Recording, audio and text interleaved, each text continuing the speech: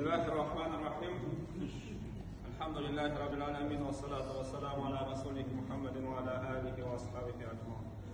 Amma ba'd. Assalamu alaikum ve rahmatullahi ve berekatuh. Hürmetli muhterem cemaat, hürmetli katılar, hürmetli anılar. Albatta yuqorida natiqlar aytib ketgandek bugun bir alohida bir kun, hammamiz bu kunga fursatmiz. Shu fursatimiz uchun birinchidan Alloh subhanahu va taologa cheksiz hamd sanolarimizni aytamiz. Hamda bu Muhammad Yusuf Qarajim to'g'rilab yuqorida deb ketdi.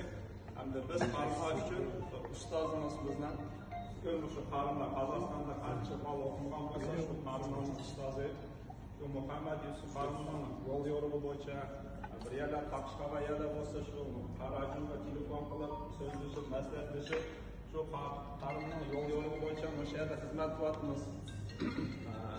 Bo'limi o'zim burundan tanishgan bo'lsam, o'sha nashriyat ishiga kirgandan keyin yaqindan tanishib, Muhammad Yusuf Qarim bilan ko'p aloqalashamiz. Yuqorida aytib ketdi, 30 ga yaqin kitob chiqdi. Bo'limi bizning millatimiz uchun va shuning ichida Qozog'istonda turayotgan, ham O'rta Oziyada turayotgan bizning millatimiz uchun bu Muhammad Yusuf Qarimning din tarafi chiqqan kitobi faqat shu 95% egallaydigan 95% kitob bizning Kiril Uyg'ur yezigida chiqqan diniy kitobning muallifi shu Muhammad Yusuf Qarim. Yuqorida aytib ketdi, hamma mavzuda nimlar bor, hamma mavzudagi kitoblar bor. E'tiqod bo'lsin, namoz bo'lsin, haj bo'lsin, ro'za bo'lsin, zakat bo'lsin, muomalat bo'lsin, adab axloq bo'lsin, o'smirlar uchun tarbiya bo'lsin, ham bu dunyoning baxtga erishishimiz uchun degan nima baxt saodatning prinsipi degan kitoblar chiqdi. Mana bu shu yaqin orada boya Sodiqjon hojim deb ketdi. Inshaalloh shu ustozimizning o'zining amgigi bilan tayyorlagan Qur'on Karim tarjimasi bilan tayyor bo'lyotdi. Xudoyim bo'lsa, Sodiq hojim tayyor bo'lsa, tayyor bo'lgan bizning nashriyat o'tkazdi. Men nashriyat ishlayman. Shundan keyin biz muftiyat bilan birlikda shu kitobni yo'rib chiqarishga inshaalloh sabab qilamiz.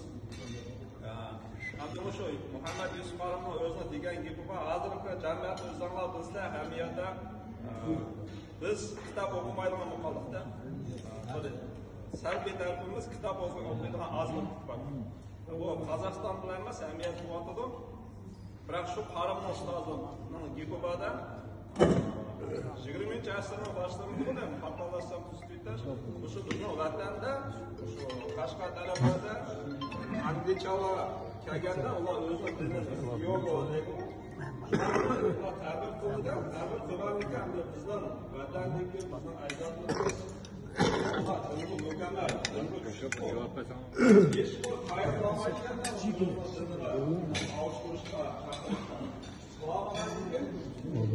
şeyden buldum ben.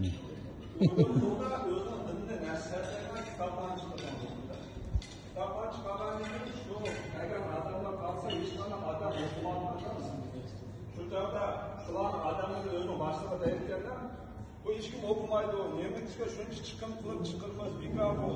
Karşılık gibi o hiçbir faydası yok ise hazırlıkla okundan da ulanın bağları yapılması nevirleri kegen canlar bu niyem kitap gen bu dadamda kalan bir miras netinde kitapta niyem kitap gidip hiç okasa şu okumanda şunun da emel kılsa aşın bizim faydamız diyen şunun için biz hazır okumuşuz ama bırak şu gelecekteki avlatlarımız için biz şu kitaptan çıkarıp kokoy yetişimiz gerek degende şu Qarim ustozimizning so'zligi binoan biz shu kungacha o'qirmanlarimiz oz bo'lsin biroq chiqaryapmiz-da inshaalloh yaxshi niyat bilan payg'ambar alayhissalomning hadisi bor innamal a'malu binniyat deydi. Sizlarning har qanday ish amallaringlar sizlarning niyatinglarga bog'liq baholandi degan shu Qarim ustozimizning niyati inshaalloh shu bizning millatimizga avlodlarimizga shu dinni yetkazish bo'lganlikdan inshaalloh o'sha kitoblar chiqyapti. Alloh subhanahu va taolo shu Qarim ustozimizning ajriga bol ajr savobini berib inshaalloh o'ylagan arzu armonlarga yetishgan nasib qilsin inshaalloh. Amin.